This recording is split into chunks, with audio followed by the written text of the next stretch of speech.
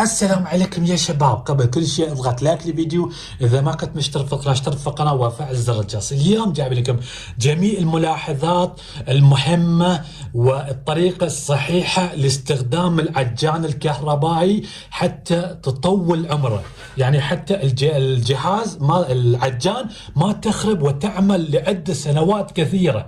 استخدامات المضارب، كيف تستخدم الطريقه الصحيحه حتى ما تتلف، كيف تستخدم هذا الجهاز حتى ما تتلف، كل هذا التفاصيل في هذا الفيديو. اوكي نروح للشرح. اول شيء عندك كل جهاز حول العالم عجان، جهاز عجان حول العالم بيتكون من هذا الصينية وثلاث مضارب. اوكي اول شيء الصينية. اوكي حتى تزيد عمر العجان، كل ما عليك انك لما تريد تعجن عجين لازم تستخدم هذا اللي على شكل سنارة. اوكي هذا خاص بالعجين. اوكي اوكي هذا استخدم هذا للعجين. اوكي لما تستخدم هذا لازم في الطاسة ما تزيد عن 500 جرام، يعني طحين ما تزيد عن 500 جرام طحين. ليش ما تزيد؟ يعني مش تحط كيلو وتستخدم هذا تعجن، راح تتلف الجهاز، لأن 1 كيلو عجين يحتاج قوة أكبر. الجهاز هذا العجان متكون من تروس، ولما يستخدم قوة أكبر التروس راح تتلف، راح تخترب، وبالتالي يعني الجهاز تخترب. أهم شيء لما تعجن بهذا السنارة لازم ما تزيد عن 500 جرام.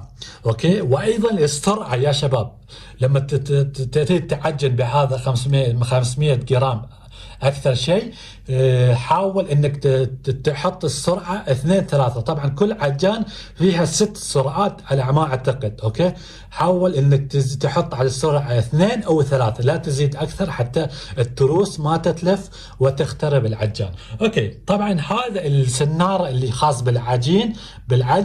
اوكي هذا السناره يطول لين ما يجمع العجين ويتكون العجين، يجهز العجين من الطحين. اوكي تقدر تستعين بهذا المضرب. هذا المضرب طبعا متى تستخدم هذا المضرب؟ اول شيء تستخدمه اذا كان تريد تتوفر السرعه في العجن تستخدم هذا.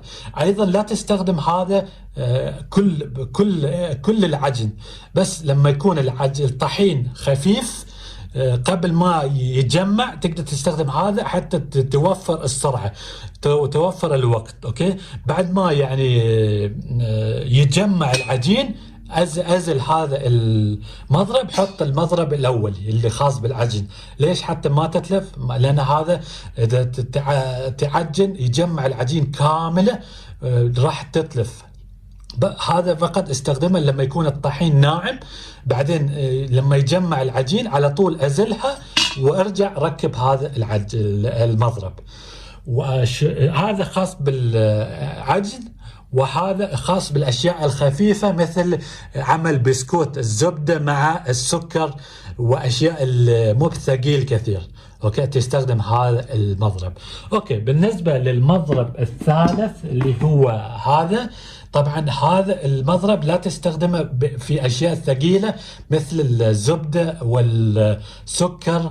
اوكي طبعا يحتاج قوه اكبر، او تستخدمه في اشياء اخرى ثقيله لا تستخدم لان هذا خفيف راح تتلف. لا تستخدمه في الزبده والسكر. اوكي لانه راح تتلف، لانه يحتاج قوه اكبر راح تتلف. هذا شو وظيفه هذا المضرب؟ هذا المضرب خاص بالاشياء الخفيفه مثل السوائل، مثل عمل خفق البيض وعمل كريمة الشانتية وأشياء البودرة وأشياء مثل هذا. هذا هو استخدام هذا المضرب. وخلاص بهذا الطريقة شرحنا. راح أعطيكم الشرح للمضارب الثلاثة بالشكل سريع. هذا هو العجن للطحين، وهذا هو للأشياء مثل اللي فيها زبدة السكر اللي مثل البسكوت، عمل بسكوت وأشياء الخفيفة، أو استخدامها لما الطحين يكون خفيف تستخدم هذا المضرب حتى يجمع العجين. أول ما يجمع أزله واستخدم هذا المضرب.